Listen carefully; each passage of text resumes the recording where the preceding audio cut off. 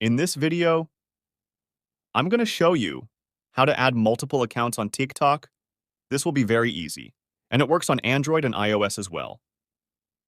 So after watching this video, you will know how to add multiple accounts on TikTok. Let's get started right now. So first of all, you want to open TikTok on your phone.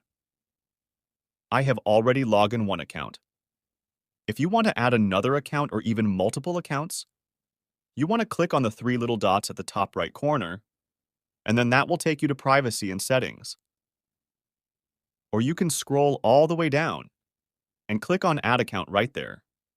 So click on Add Account. And then you can sign up for another account.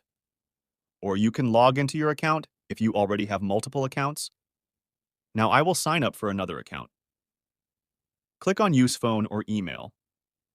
If you want to create an account with Gmail, then click on Email. And then you can put in your email address. I'm using something random there.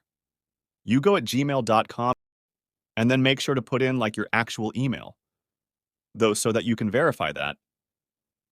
Then do this verification come up with a password.